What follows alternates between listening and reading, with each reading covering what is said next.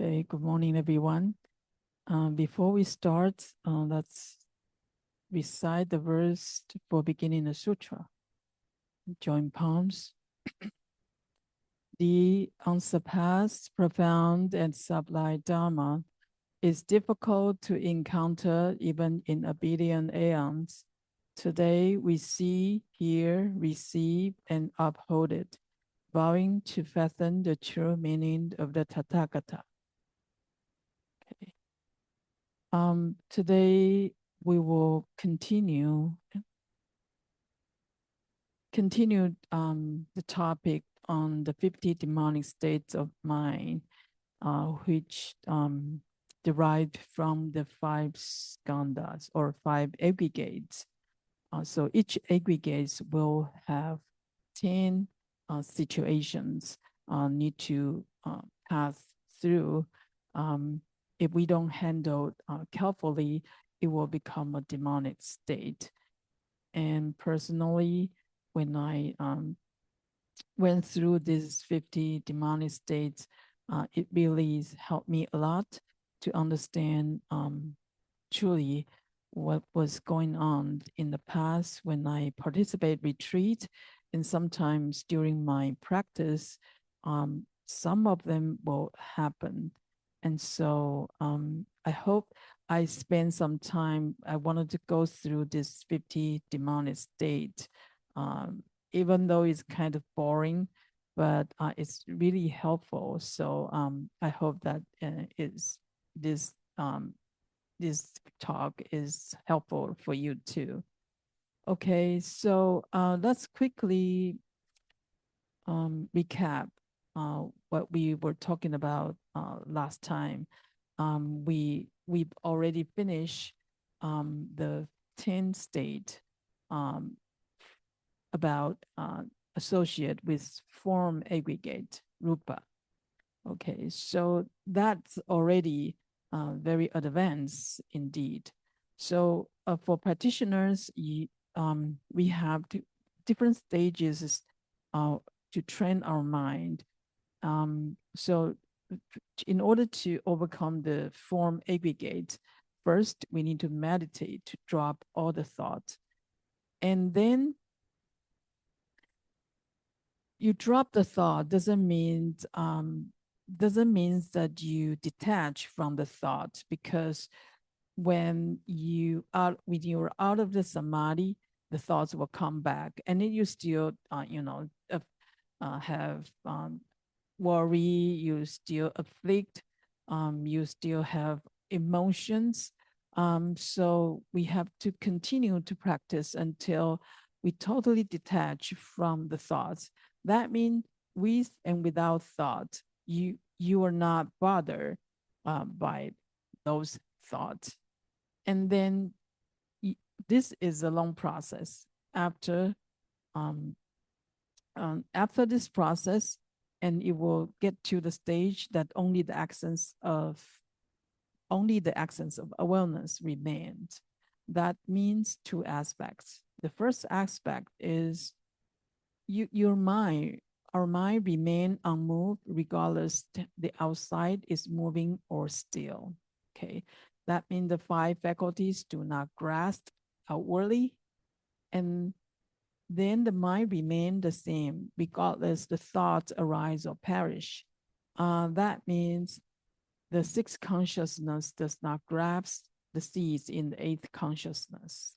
So that means the pure essence of awareness means remain there, and it's not moved by outside, and also remain the same regardless what the 8th consciousness is pure or not. And then having entered this samadhi, okay, when you get to this stage, which is already very difficult, you will be like someone with clear eyes but reside in a dark place.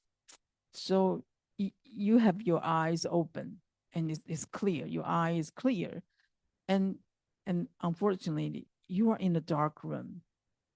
So even though you have a very clear eyed, you cannot see anything. And so the essential nature is wonderfully pure, but his mind does not glow yet. Okay, so this is the zone of the form aggregate. That's what we need to work on, that we talked about last time.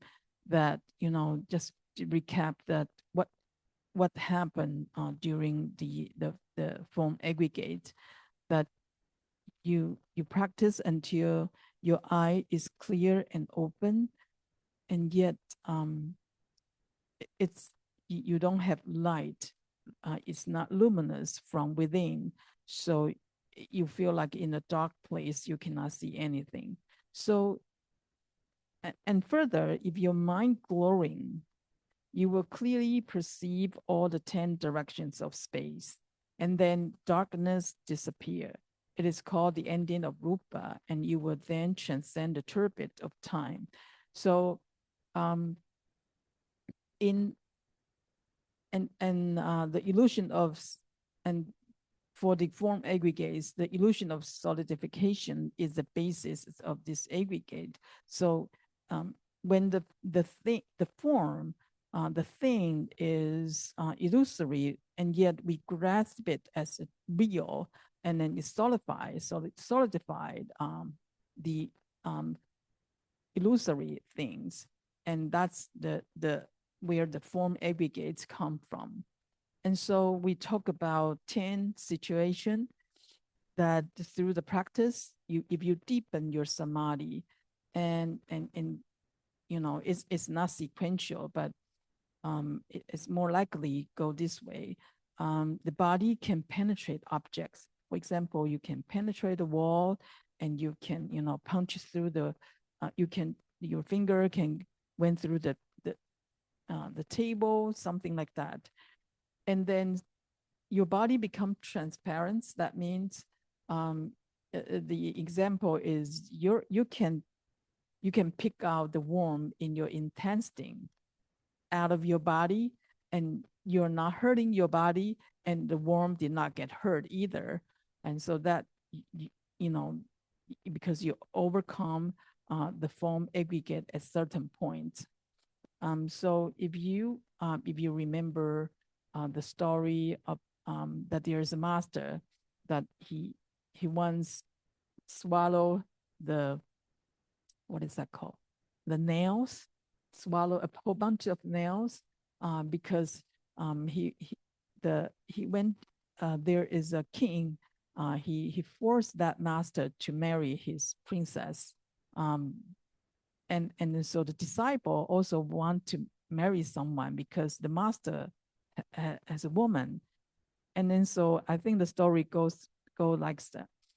The master say, okay, I swallow a handful of nails, and if you can do that, you also can have woman. And if you can transform the form aggregate at certain point, the nail cannot hurt you in any way. Okay, so the third is body and spirits become interchangeable. We talk about that.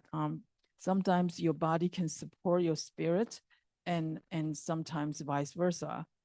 And the fourth is glowing mind see the Buddhas. So eventually, your mind, when glowing from inside, and you can see the Buddha in 10 directions. And the fifth, voidness manifests many colors. And if you are in the state of voidness, and the voidness can manifest form in different colors, and each color will not contradict to each other. And the sixth is see things in the dark. So if you go to this stage, you go to a totally dark room, you can still see things even very clearly, and even in a way that maybe you cannot see that clear, even in the light. And the seventh is the 4 elements and wellness interfuse. That means our awareness can there is no differences between outside the outside things and inside things and your mind. So these objects, you will feel like your body is like the trees, the grass, and even though they cut your body, you don't feel pain. Okay. The eighth is omniscient seeing without hindrance. You can see not just the heavens up in up in up, and you also can see the hell down, and you can see whatever you like or you don't like. It's just like you see everything. The ninth is the mind flies out of body. Okay, so when we have the concept of form, that our mind is actually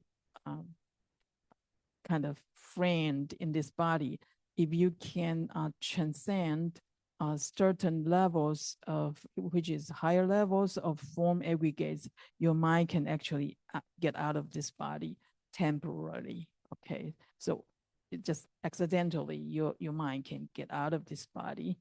The 10 is you sometimes, if you don't handle carefully, there will be demonic seeing and the preaching. You suddenly can see something far away and hear something far away. And also you suddenly become like, master. You can talk about the sutra, you can talk about the principles, and it seems like you are enlightened, okay? But here, very important part is for the situation in form aggregate is all those, the 10 situation in the previous page we talk about is actually temporary. It does not indicate that, the practitioners has become a sage. So those temporary situation happened and it will go away. Okay, it won't stay. For example, you see Buddhas, and then when you out of the retreat, you cannot see Buddha anymore. And so that's not the real achievement. For the real achievement, you can see the Buddha whenever, wherever you want. And so here, the still in the form aggregates, it's just like temporary. You can see the Buddha, and when that happened, the situation happened, you do not regard it as such, like you become a sage, and that situation is an excellent progress stage, and it will give you faith. But if you think that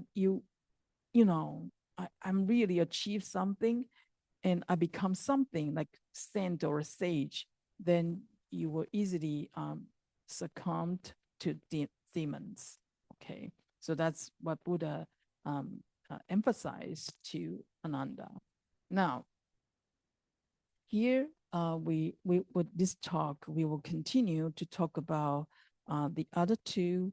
Hopefully we can finish the other two aggregates. It's called sensual perceptions and conceptual perception. These two are different levels of the self perception. Okay, so correlated to the five turbidity that will overcome is called the turbidity of perceptions and turbidity of afflictions.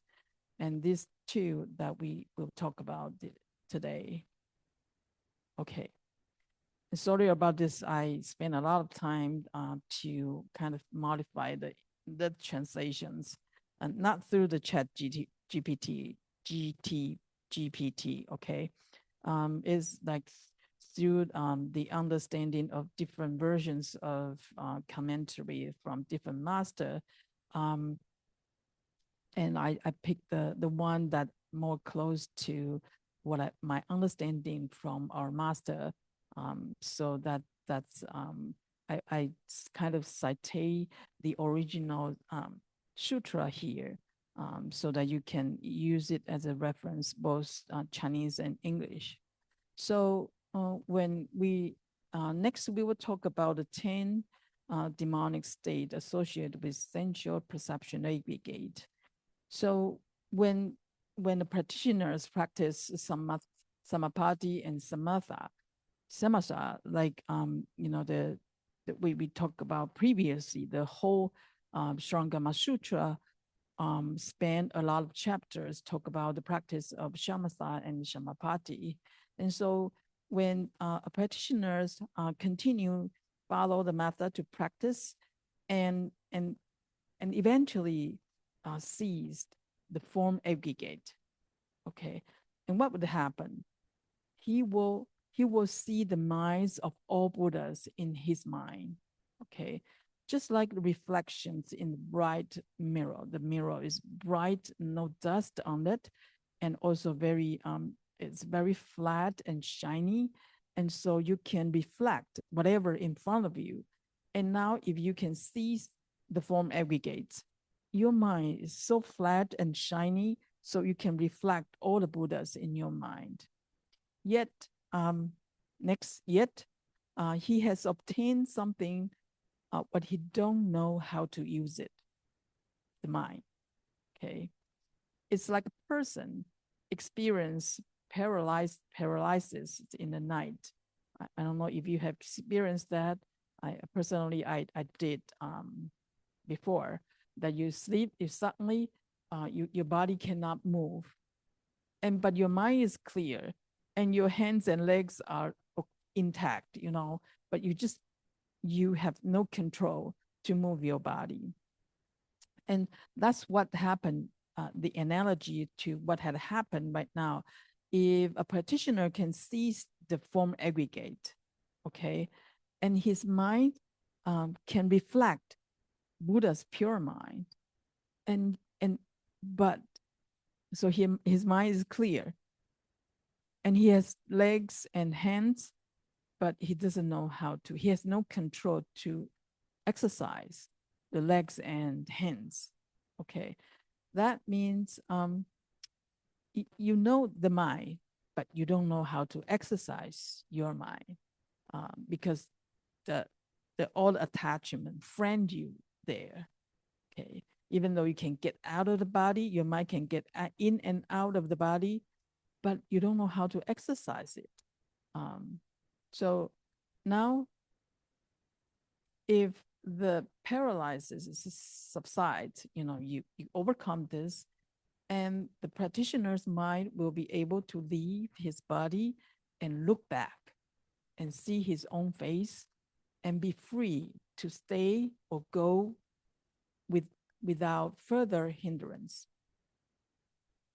So that's a very good checkpoint. 5 aggregates, 50 stages. If you practitioner will claim that they are, they attain something and some scent or sage stages. If you cannot at will, you want to go out of your body and you can turn around, see your body, and you can go in and out anytime.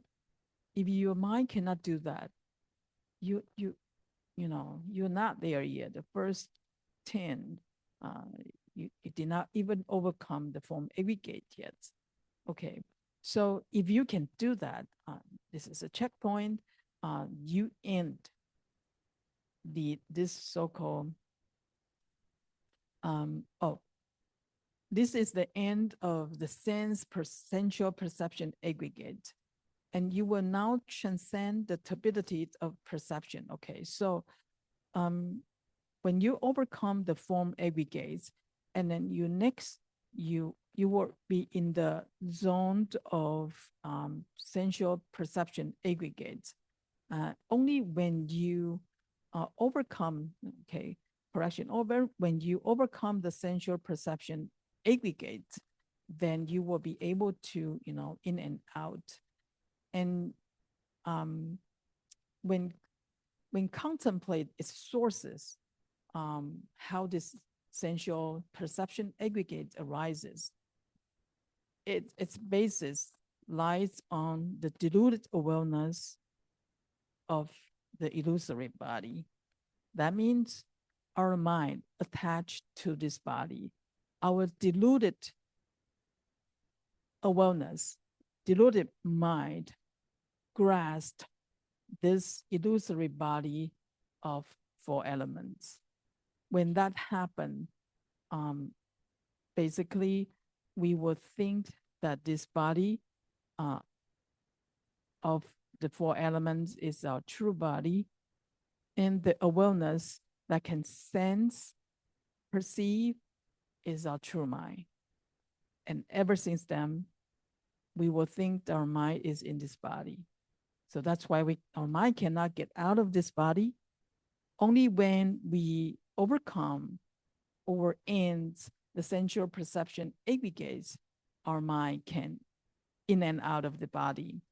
The body is not a limitation for our mind anymore. So our mind can in and out at will, no hindrance. Okay, so then how can we overcome this? What would happen when we try to overcome or end this sensual perceptions aggregates? Okay, this is what we talked about before. We need to transcend the turbidity of perceptions. And what made this turbidity of perceptions is actually when the mind and form intertwined, entangle with each other, and the mind at this stage is called sensual perception through our eyes, ears, and touching, and those sensual perceptions, and the 4 elements. For example, the body, the tree, the house, the mountain, they are all made of the 4 elements. So when our mind, the sensual perceivable mind intertwined with the form made of 4 elements, then we have the turbidity of perceptions. And so we need to overcome this entanglements of this sensual perception and the 4 elements. Okay, now that is how we establish the self view, the sense of self. Okay, if we can overcome this turbidity of sensual perception, or we overcome the sensual perception aggregates, and we can detach or detach the sense of self. And so this is a very important stage for us to let go of our self, the egoness. So the sutra says that your body is composed of the 4 primary elements. Your visual awareness, your hearing, through our 5 faculties, your tactile awareness, and your mental awareness become strictly defined when this happened. So that means when this turbidity is established, our eye can only see, our ears can only hear, and vice versa. That our eye cannot hear, our ear cannot see. Okay. We are strictly defined the function of the faculty. And the 6 faculties, 6 organs are actually the main practice in the Śurangama Sutra. You can check out the previous talk. So when the awareness and the 4 elements become entangled with each other, the delusion formulates and the turbidity of perception come into being. So we establish the sense of self here when we establish the turbidity of sensual perceptions. Basically, the eye, we need to perceive in order to know we exist. Come from here. If we cannot perceive through our 6 faculties or 5 organs, basically, we don't know what we are or who we are. and we don't know who other peoples are. We don't know what this world is without the five faculties, right? And that is not true. That is not true here, because we are trapped by this stability of sensual perception. We are trapped by this sensual perceptions aggregates.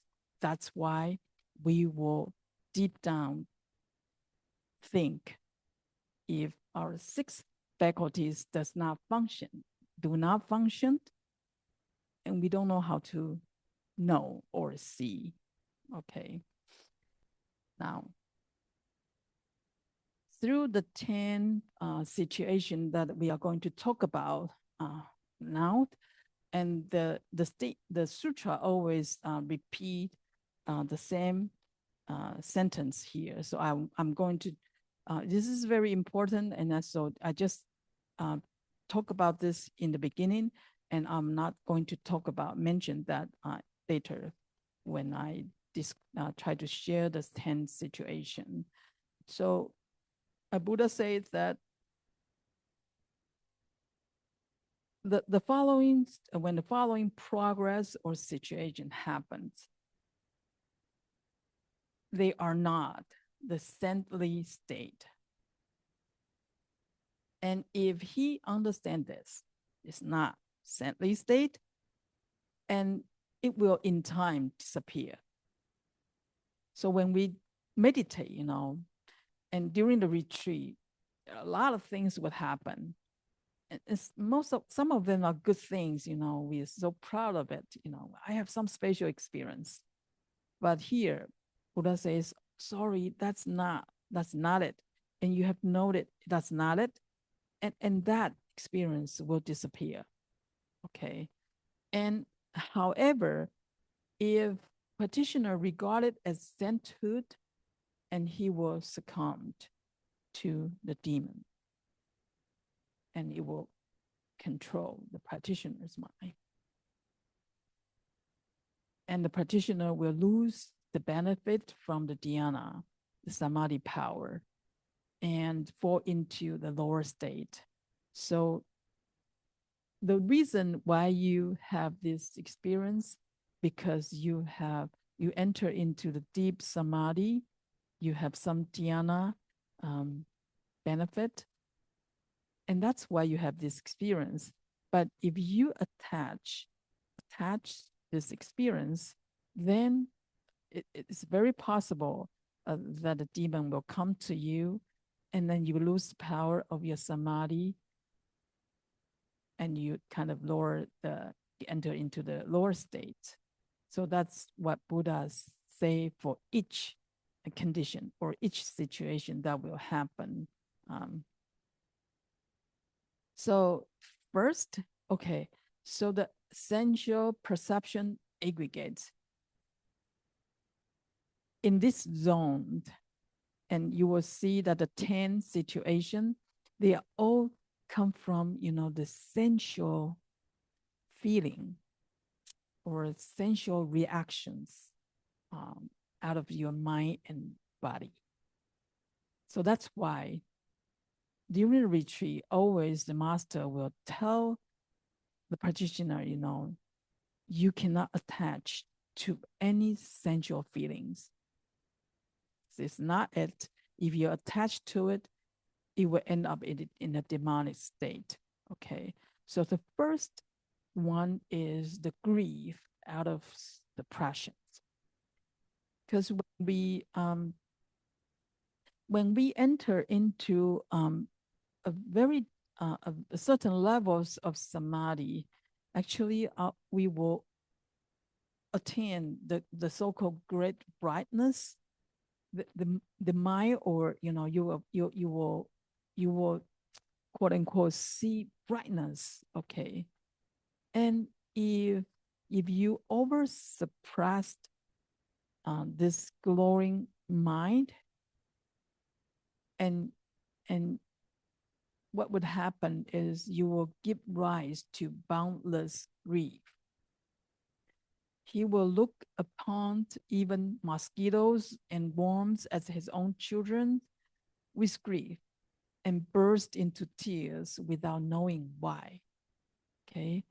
So, but if he thinks that he has become a sage, then a so-called demonic grief, or the translation can go the grief demons. Okay, I like to use demonic grief. Okay, or grief demons will possess your mind. Whenever you see someone, you will feel sorrow and break into uncontrollable sobs, just burst into tears. And we saw that a lot in the Chan Hall, And and Guoxing Fashi talk about that many times during his long practice in Chan Hall, or he lead a retreat. There are two things would happen: is the practitioner either cried or laughed, without uncontrollable laugh or uncontrollable crying, and that cried we don't hear. Okay, so you suppress it too much. Okay, and next is you sometimes majestic experience may happen, and for which the practitioner feels an overwhelming excitement, and suddenly an endless nerve, brave, may arouse. His mind is so powerful and sharp to make him believe that his resolve is equal to the resolve of all Buddhas. And then he will claim that he can accomplish the practice that needs 3 quadrillions of aeons in a single thought. Usually in Buddhist teaching, we talk about, how can you practice to the Buddhahood? For most of us, it would cost us 3 quadrillions of aeons to accomplish the Buddhahood. But he will claim that, oh, I can do it in a single thought. Okay, because the mind is so powerful.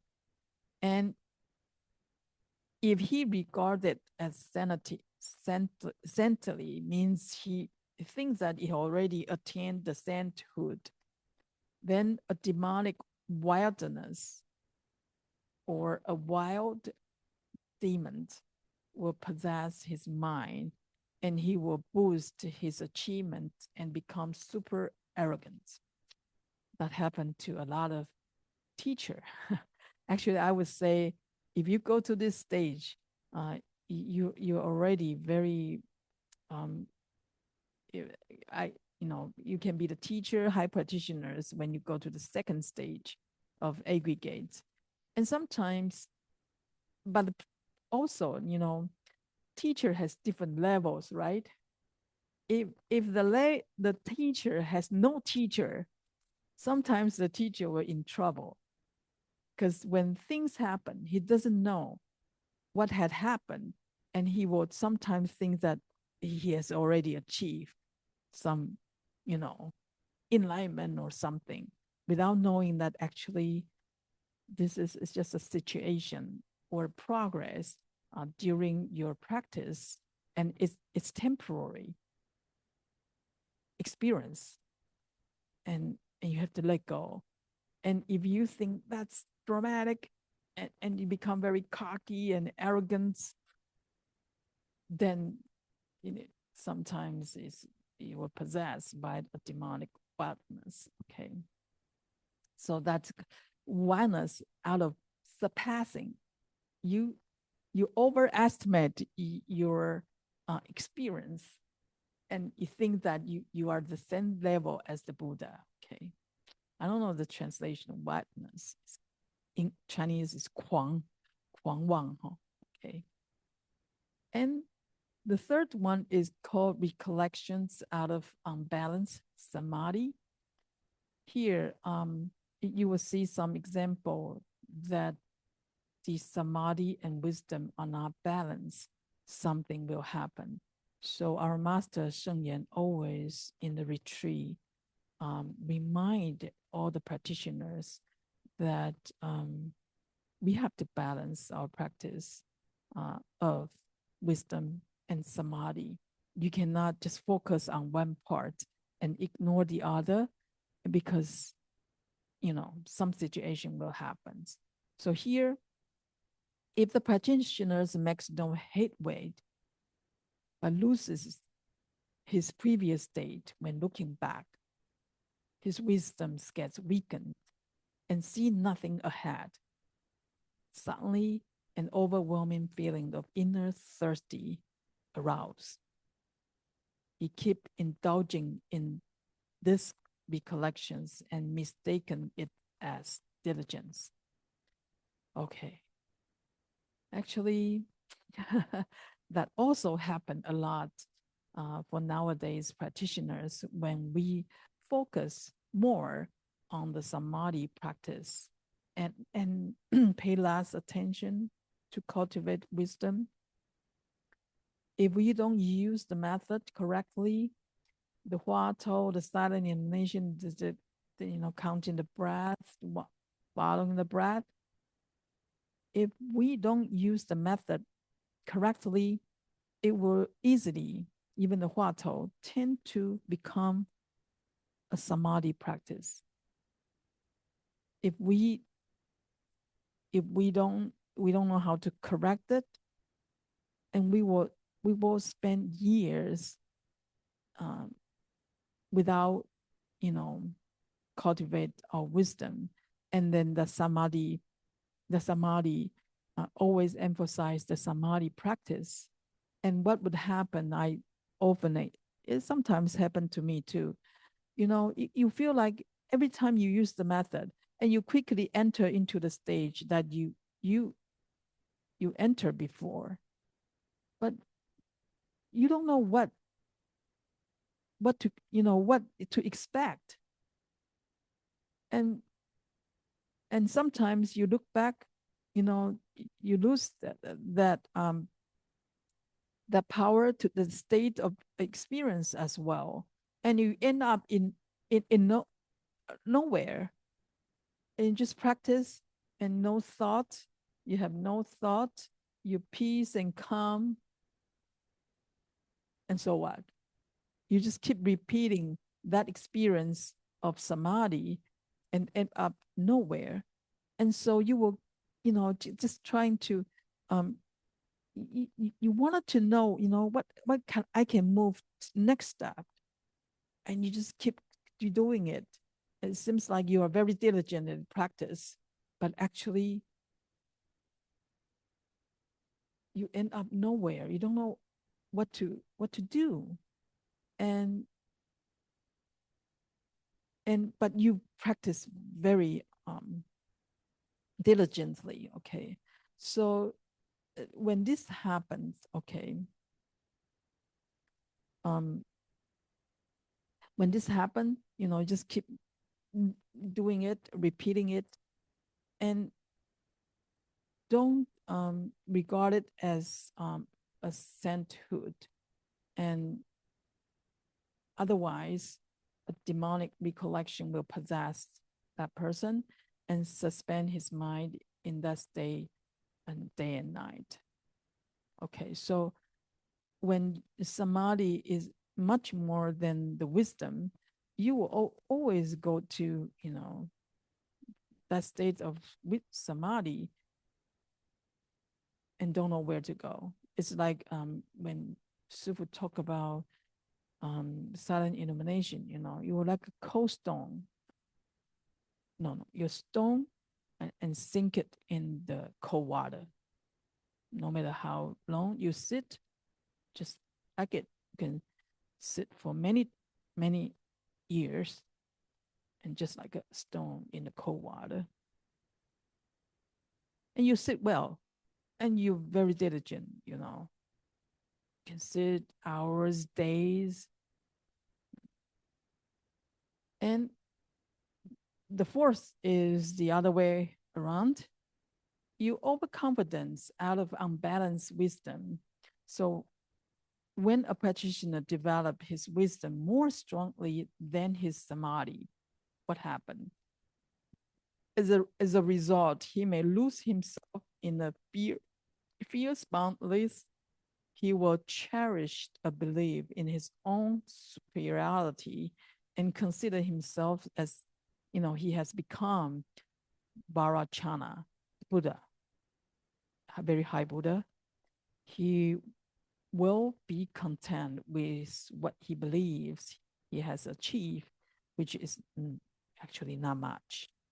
Okay, so if he regards it as sainthood, he will succumb to a demonic inferior self-contentment. Okay, and causing him to boast that he has realized the supreme nirvana. Okay, most of us, sometimes you make some achievement and you think it's ultimate, or it's you are there. It's called 得少为主. It's nothing. It's actually not much, but you think it's very high. Okay, so that's called the unbalanced wisdom. And for that situation, most of the people will be overconfident or very arrogant, practice, Buddhahood. It's an easy piece of cake. Okay. The fifth that happened too, okay. The anxiety out of dangerous challenges. So what happened is, again, you practice, and before a new head weight is made, and after his previous experience has passed, this situation is like you cannot retain your previous experience. Okay, the previous case is you can retain your previous samadhi power. You just don't know where to go. Now is not just you don't know where to go, move on, and you lose your previous experience. You want to enter into that kind of condition. You can't. And you don't know where to move on. And when that happens, you would generate, you will find that you are in a situation which seems very challenging and dangerous. Like, am I go back to the zero? Am I practicing anymore? No, am I losing the power? Should I drop my practice? A lot of things, a thought will come to you, Actually, you are not that bad, but just like a situation that you found that no, you cannot return and you cannot move forward, and suddenly an endless anxiety arouses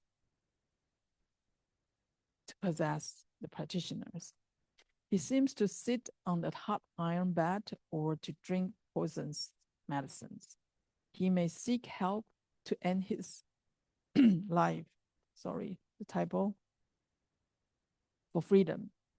If you experience that, you will know this is like you kind of lost hope or something, and it is a situation that endless anxiety.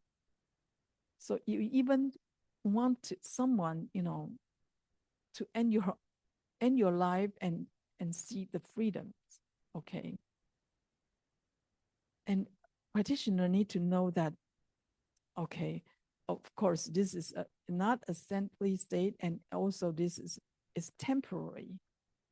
Otherwise, you were trapped into a demonic anxiety, or anxiety demons will possess you, and even you will cut your own body.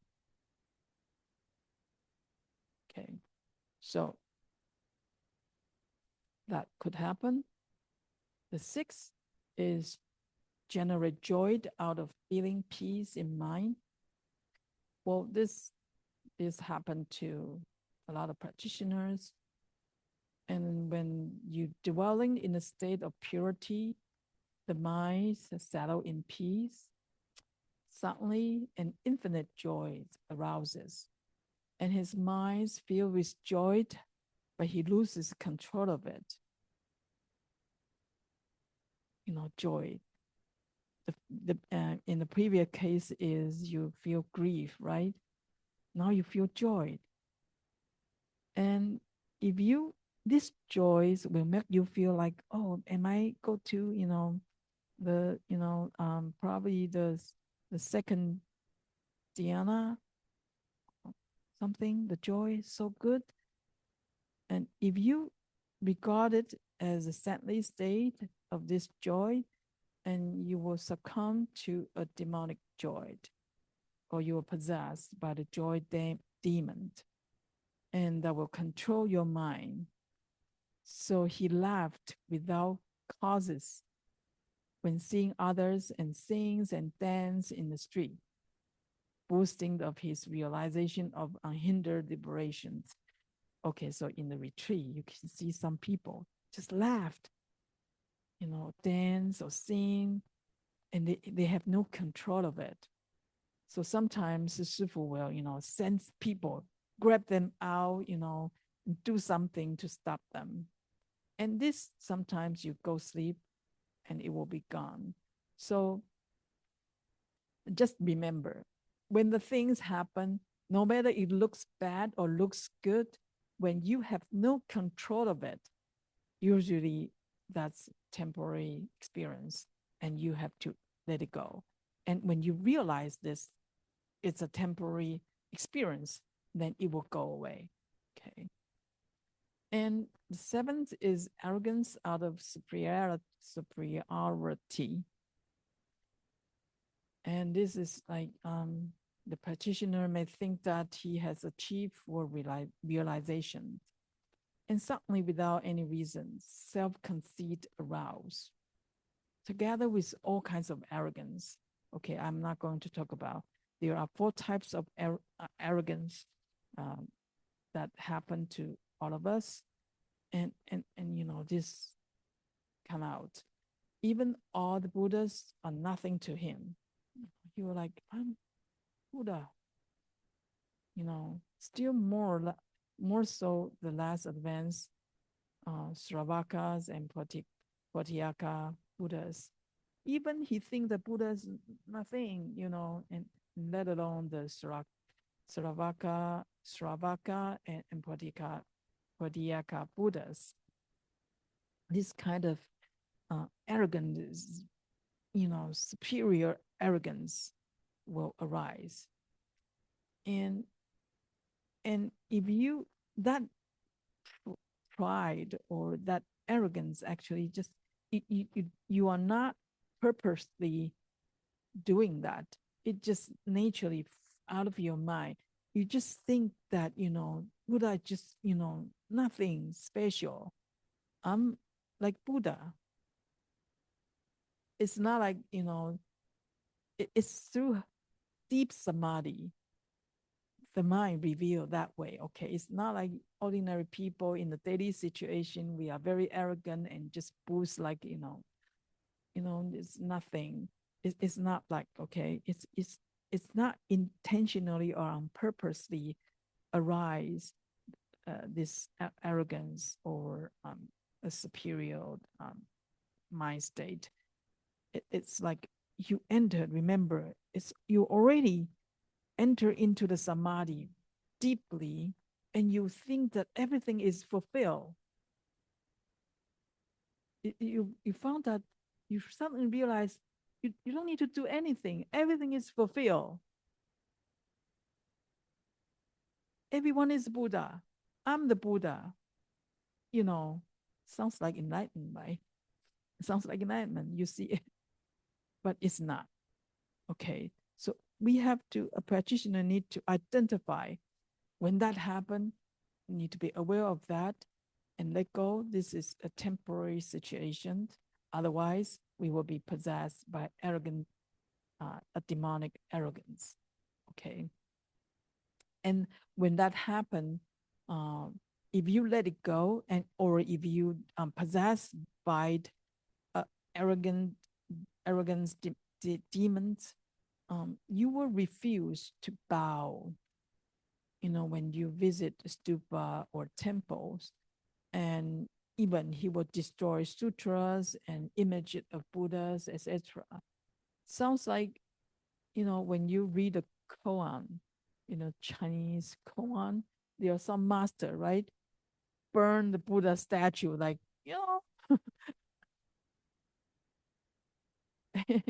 but it's different situation. Okay, so if you have that arrogance, this possessed by this arrogant demons, you will find that you don't even want to bow,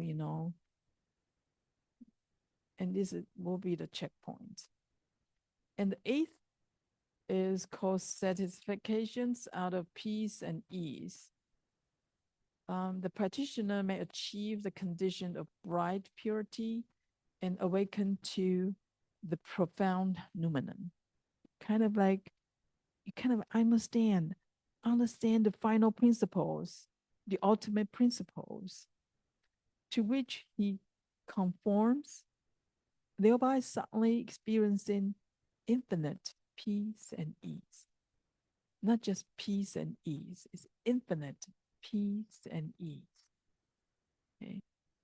无量清安. It's not just like 清安而已，无量的清安. He will think that he is a saint, which gives him great liberation. When that happens, you have to be aware of it. If you think this is a saintly state, you will succumb to the demonic, so-called demonic witless purity or witless purity demons, and the practitioner will be satisfied with his achievements and refrain from striving to advance further. So your practice stop here. You think you fulfill. Okay, you don't have the motivation to practice to get advanced anymore. And so that's bad.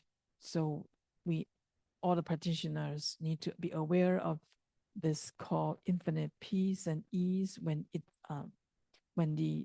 revealed, it just like it's temporary experience, and let it go and continue practice. And the ninth, violate precepts, really dangerous. Violate precepts due to false emptiness.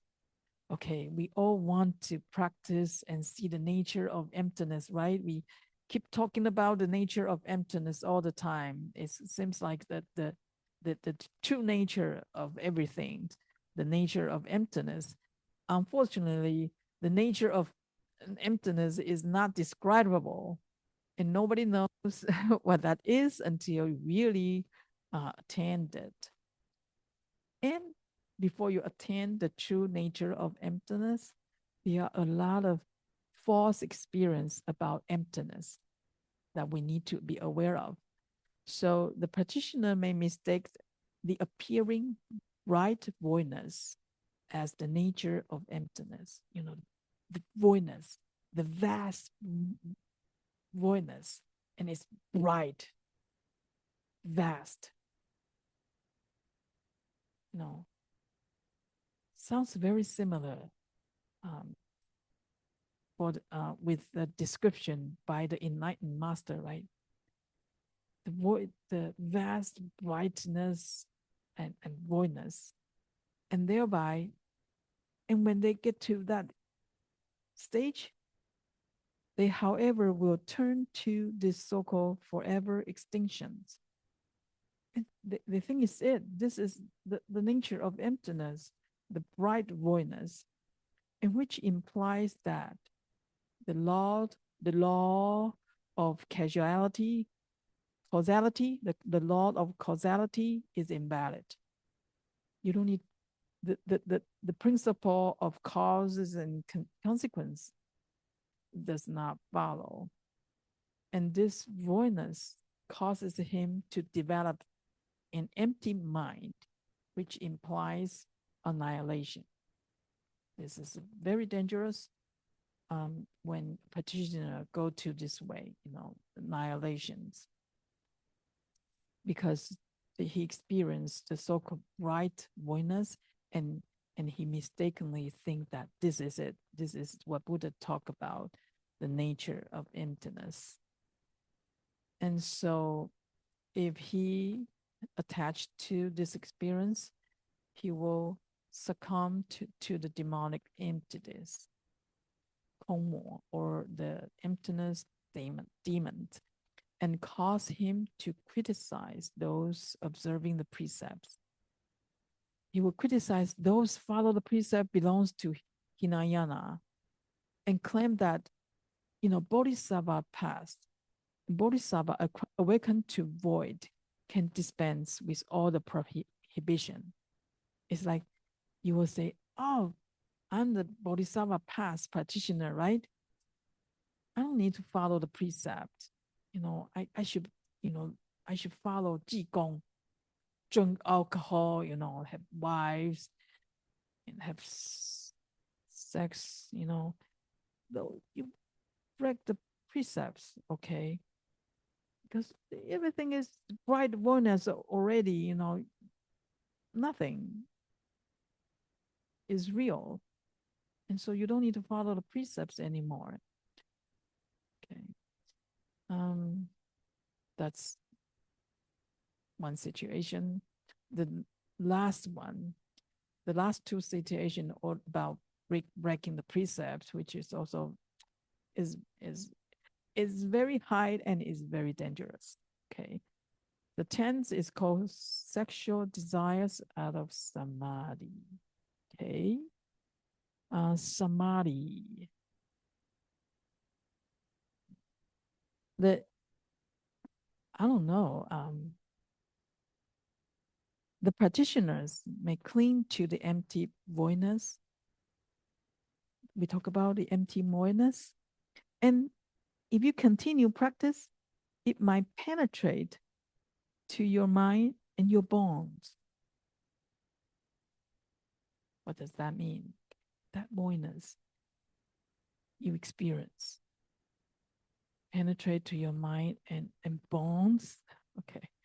Suddenly, it generates unconstrained desire, which gets overwhelmed and become craving for sexual desire, for sexual activities.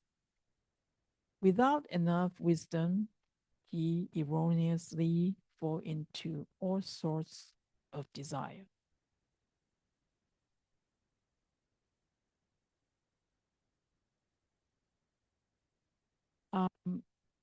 I know from Shifu's sharing,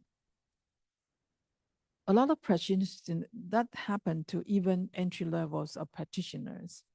When you meditate, for beginners, you don't use the method correctly, or you initiate some qi, and the qi and channels unfortunately go to your sexual organs.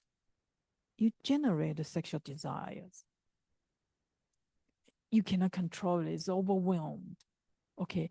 And this deep samadhi state is even stronger. Okay. And what I'm trying to talk about is people argue, this is a Western country. Why we need to separate woman and man? Okay, during the talk, it's okay, woman and man mix. Why in the Chan hall, our master always separate men and woman? Even on the same area, men and women still need to empty road, kind of separate. Because when you practice deeper to higher samadhis, can you imagine that a man sit next to the woman or vice versa, and kind of like, when practitioners kind of suddenly generate sexual desires. And sometimes you sit very close. So I'm more traditional person when we talk about the Chang Hwa setting. I'm still think that men and women need to separate, especially during the retreat.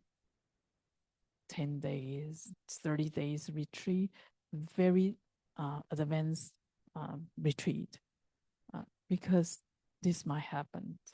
Okay. And then if you think that is the ascent stage, then you will be possessed. You will be possessed by desire demons, or demonic desires will possess you. And you will constantly speak of desire as the sexual desires as bodhisattva's path, and teach lay people to practice the so-called universal desire, universal sexual desire. Okay. So nowadays, I know there are a lot of lineage, a lot of teachers. One thing you need to remember: the 3 studies of precepts, concentration, and wisdom. The precepts always go first. Okay, for Orthodox Buddhist teaching or Buddhist practitioners, the precept is a must. Okay. And no matter what happened, you follow a teacher, you follow different traditions, and they think that, sexual desires is encouraged, and you have to think twice. Okay.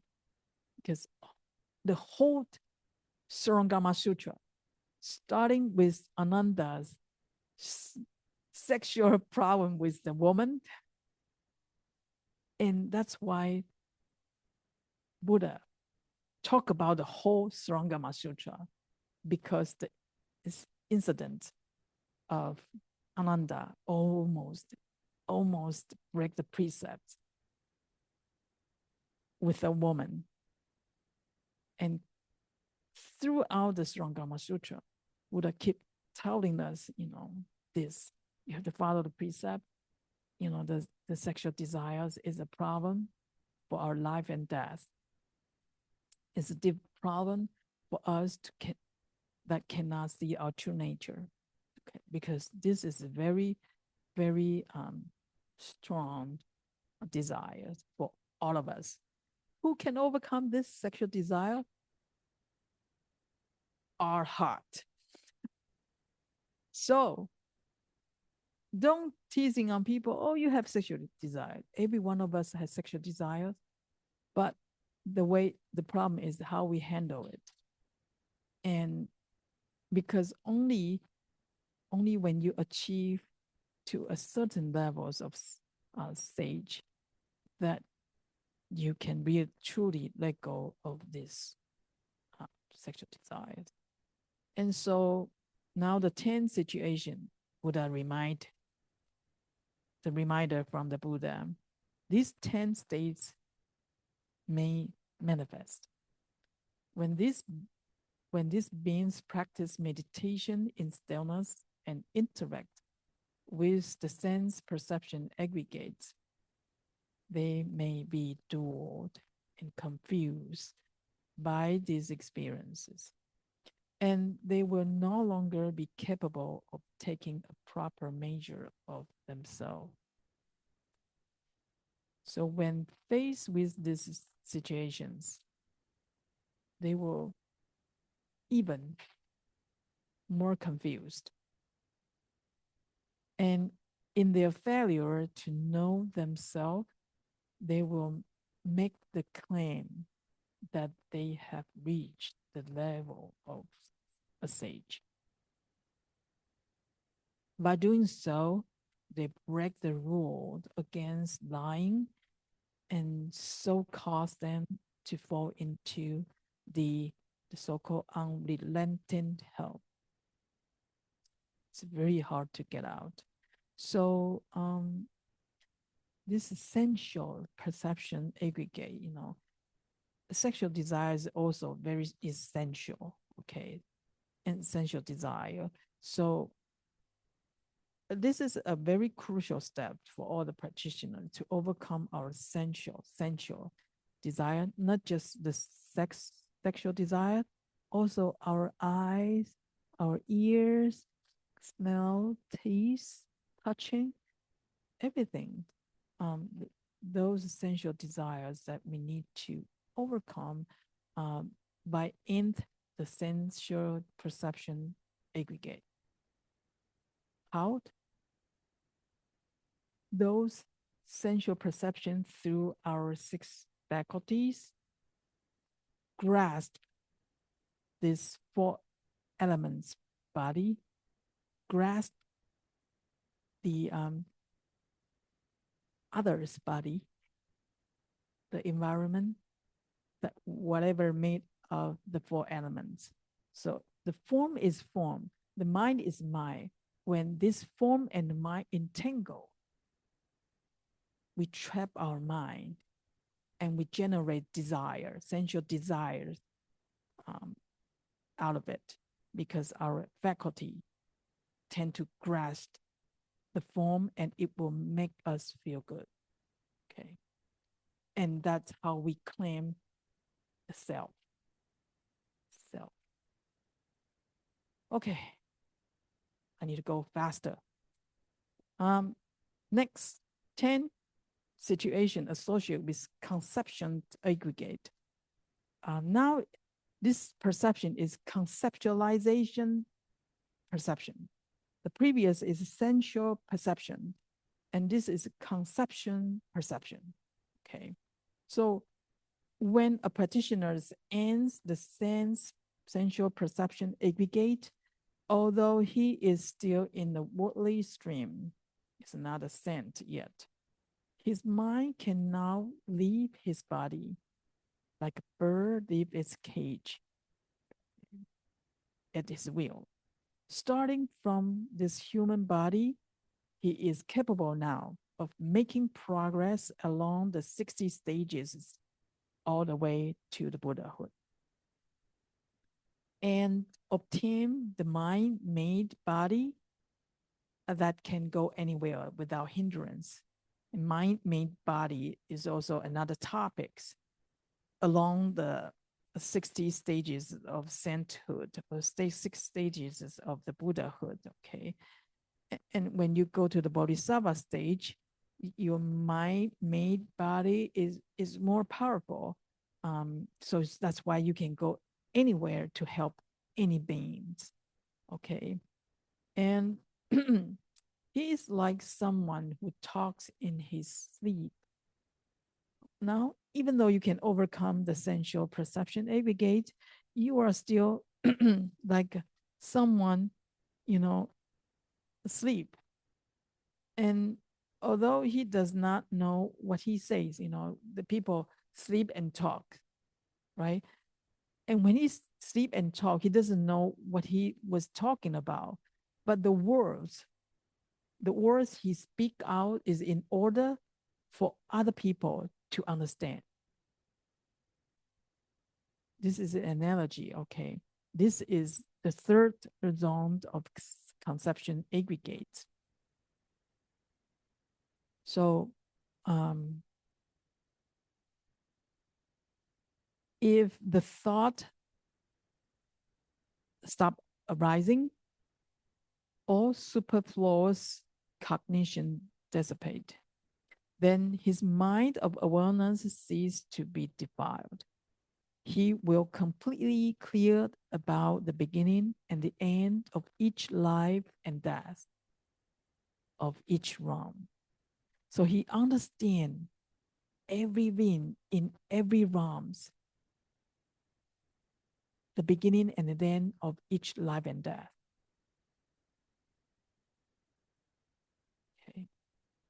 he then sees the cognition aggregate and will now be able to transcend the turbidity of afflictions. Okay, so if you overcome the following 10 situations and you seize the so-called cognition aggregate, then this is the checkpoint. And when contemplate is a source, why we have cognition aggregate, its basis lies on the intermingling of faculty object consciousness, the intermingling deluded thinking, the intermingling between faculty, object, and consciousness. Okay. So now we're talking about the turbidity of afflictions, which come from the sixth conscious mind grasping the six objects through our six faculties. Okay. And okay, let's skip this. Anyway, the object we perceive and the mind consciousness, our mind consciousness entangle with each other, and delusion will formulate. Therefore, the mind becomes turbid with afflictions. Okay, so when our faculties interact with the objects and generate discriminated consciousness mind, that's how we generate afflictions.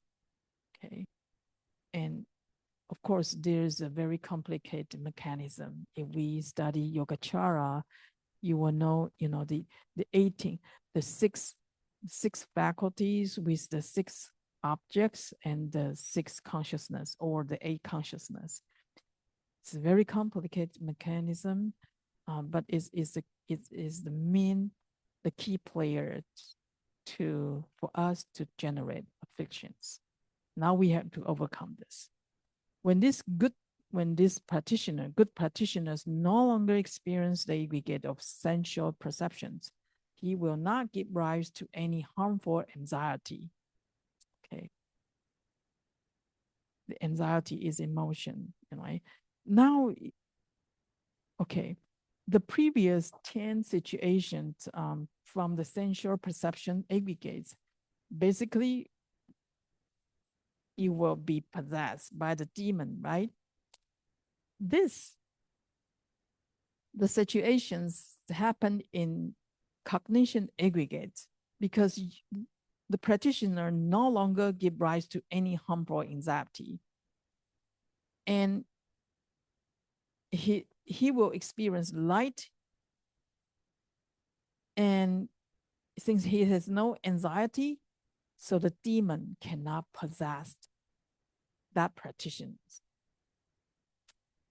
Yet, the practitioner still have some, even though in the samadhi state, he may come to crave, he has desire to, okay?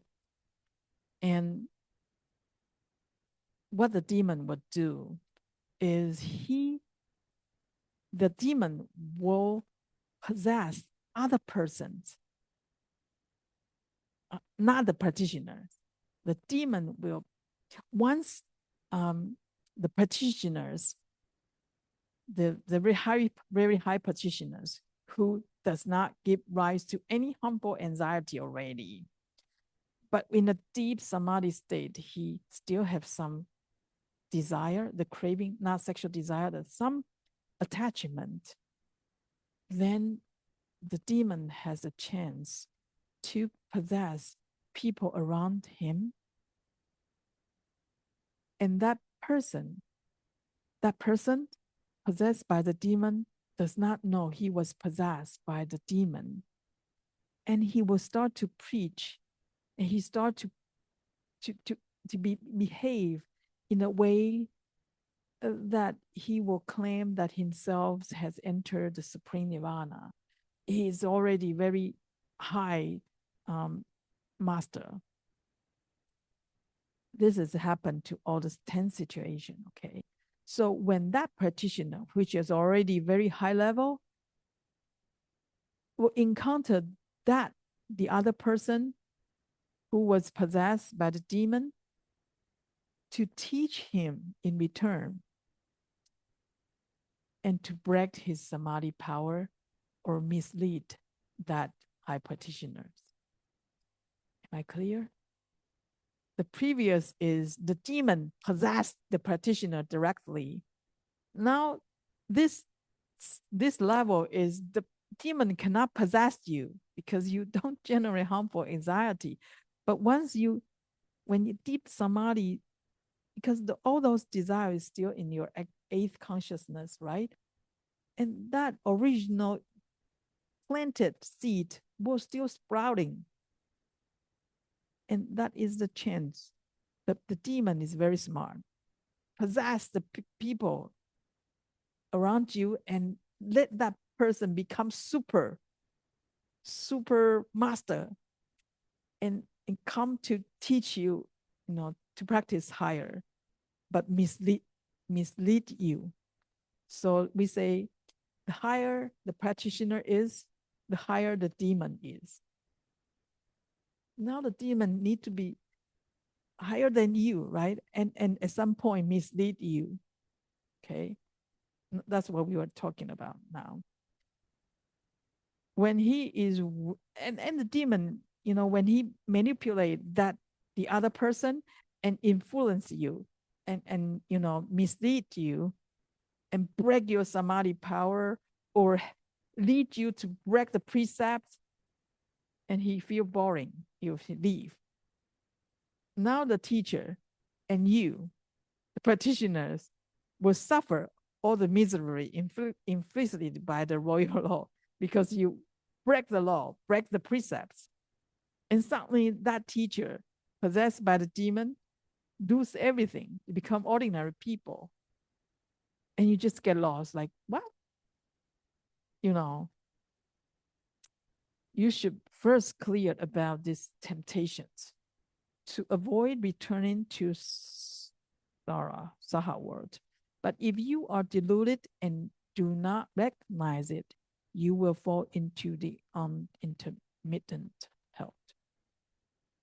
So the higher you are, the more the more you need to be aware of whatever happened to you. Okay, and obviously when you become higher, you need another higher teacher to guide you. It's every one of us. It's very precious and rare that you encounter a very high teacher in the beginning who can guide you from the beginning to very high levels. So because that teacher is very rare. So along the practice, sometimes you get to this stage and you need to find a teacher that's higher than you and to guide you on the right path. But unfortunately, the demon is very smart. He will possess the other person to show the higher teacher in different way, but try to mislead you away from the right path. Now, so we have to be very careful about our desire, not just sexual desire. Okay, now we are not talking about sexual desires anymore. The desire we all have, right? So here in samadhi, if you love the brightness and you wanted to advance your skills of your practice, and now this seeking, this desire to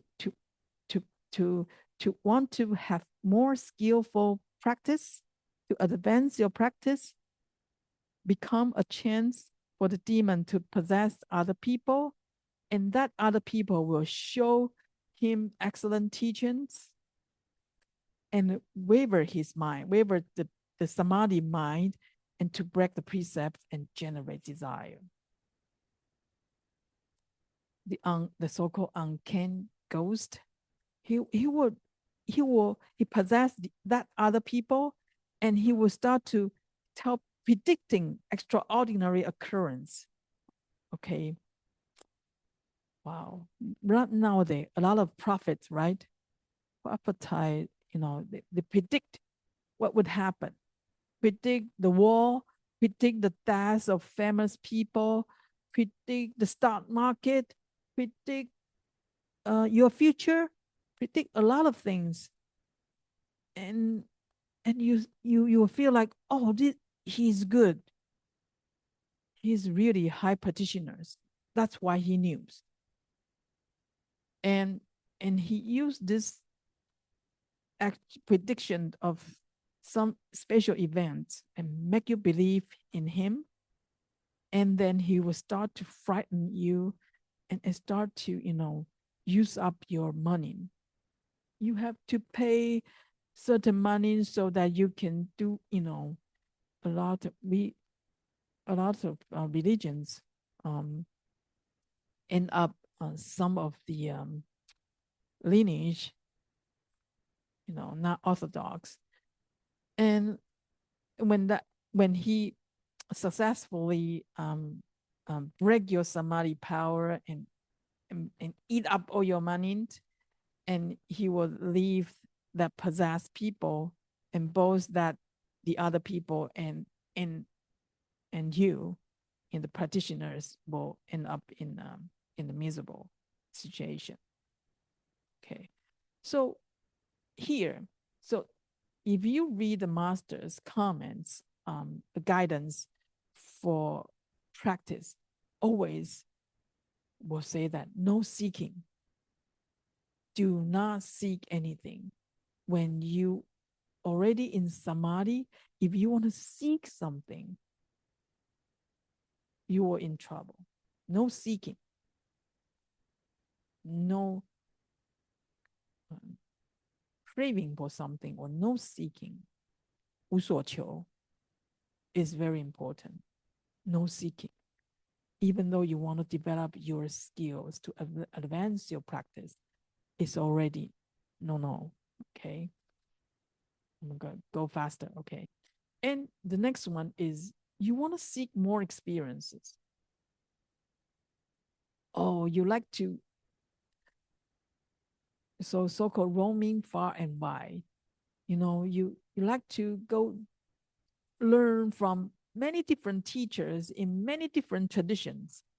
And so you say, Theravada, you can experience the first dhyana, second dhyana, third dhyana, but the body disappear. You can experience, you can fortune telling your past, your future. Let's learn something from Theravada. And then you say, oh, the Tibetan tradition is kind of good. They have some Vajra secret teaching. 灌顶怎么讲? Empowerment. Okay, let's experience that. And then there are, something. You want more experiences. Even though you stay in the same traditions, you say, silent illumination. And I heard that, Huato, you have Tao sensation. And when Tao sensation happen, and it will be like this and that. And when the Tao sensation, the ball bursts out, you get enlightenment. So let's try it. Okay. You hear a lot of experiences from other people and you want to try it. Okay, now the demon has a chance. He will possess other people, show as the teacher, right? And that teacher will show some magnificent experience to you. And even he will empower you. For example, let you see yourself sitting on a purple lotus. Like I do something and let you experience something special. And you will like, wow, you think I'm a very high teacher. And you will follow me and I will gradually guide you and ignite your sexual desire. And and you break your precepts. Okay. And that happened, okay, then he will leave you and you're in trouble. Okay. So do not seek more experiences. Third one, seek for a sustained merging of mind. Okay, what does that mean? We talk about, when we practice silent illumination or something, the method. We talk about you have to unify with your breath, the body and mind unify, and body and mind and environment unify. And this, you unify with a lot of unification. And now you practice and you try to unify with the body. Okay, unification happen naturally. But if you want that, you want a sustained merging of mind, you always try to merge with something. Now the demon get a chance too. And he will enable other people. They will remember, and they will let you remember your past life. And they will enable you to read other people's mind. And I empower you to see the health, etc. Enhance your love of merging. And then eventually break your precepts. And those called beast ghost, when he possessed the other person, that possessed teachers, he will like to talk about, he will compare Buddhas in size. There are different sizes of Buddha and seniority, and there are female Buddhas and male Buddhas, and talk about that and mislead you to erroneous enlightenment. Okay. And seek to analyze everything. And because you love to find the origin, we all, right?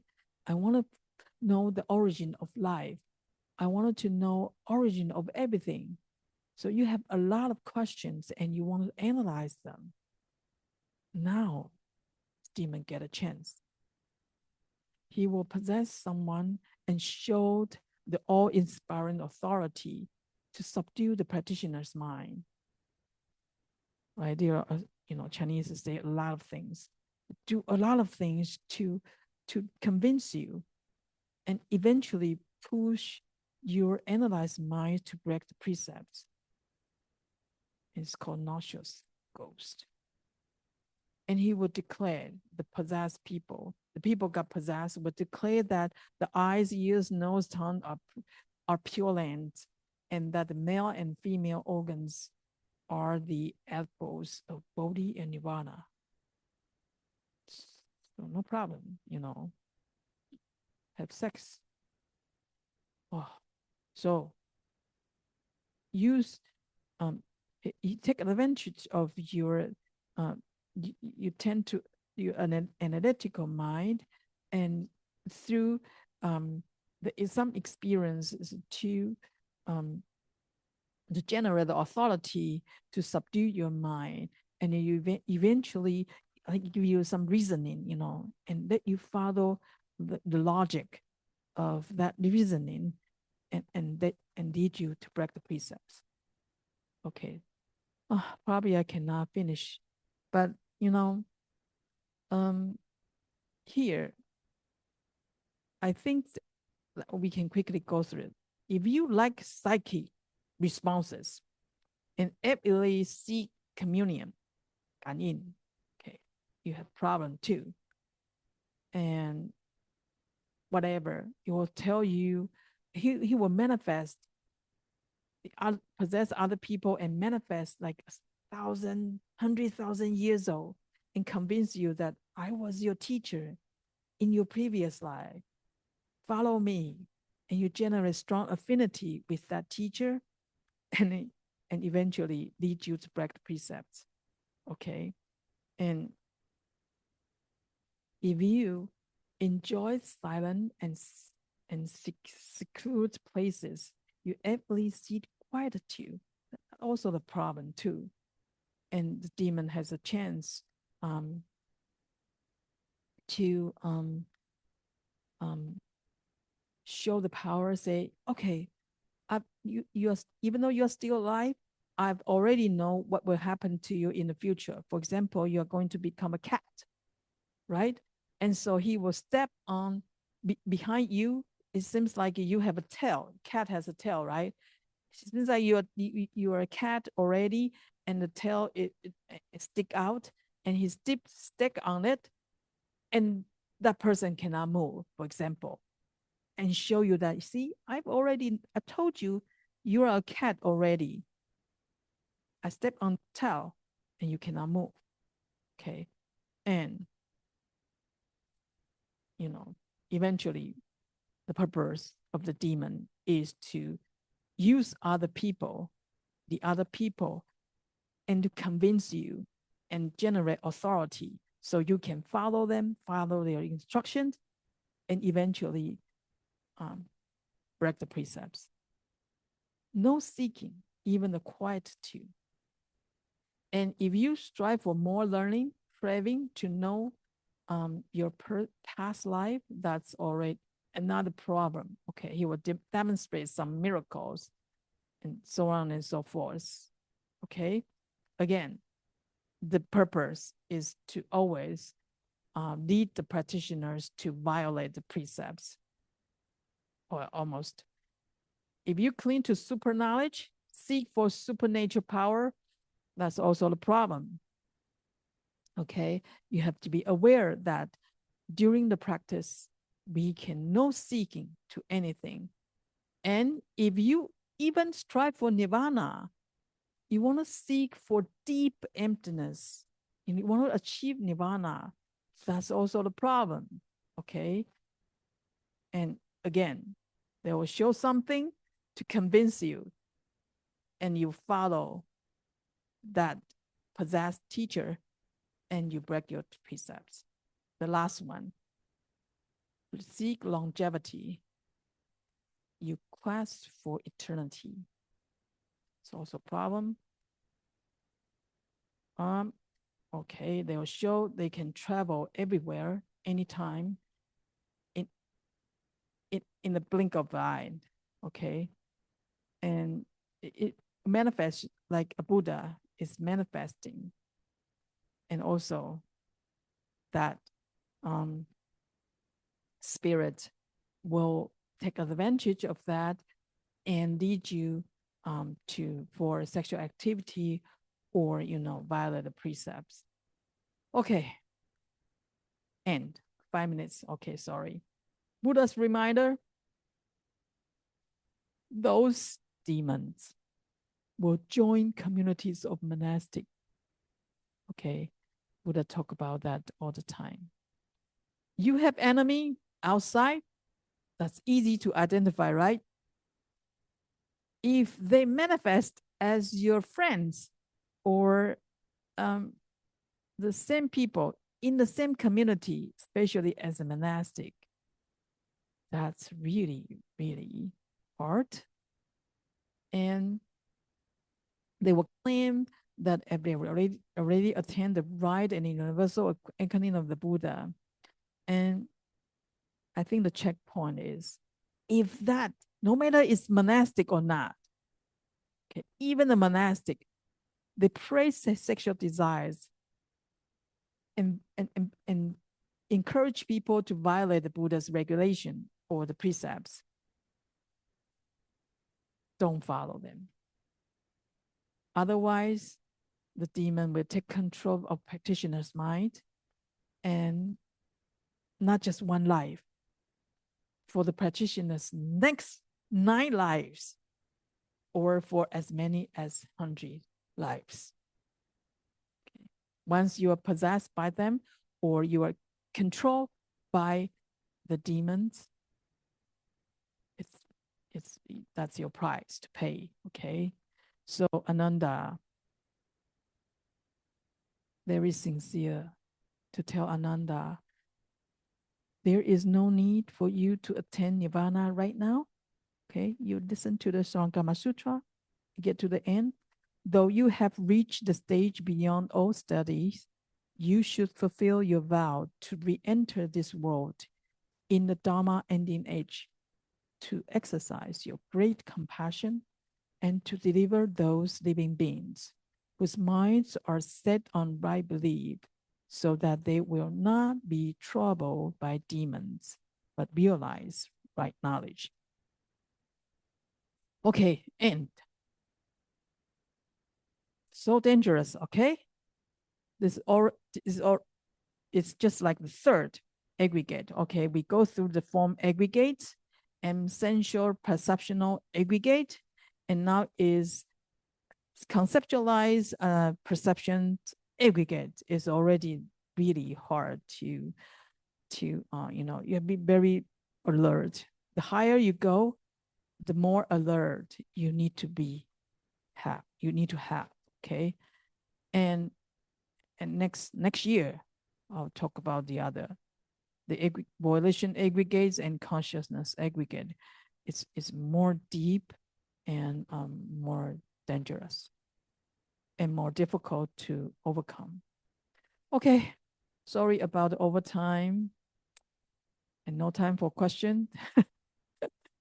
I don't know how to answer because the demonic state is really it's case by case, and the message I learned is, no matter what happened, when we practice, don't seek for spacious things and follow the precepts.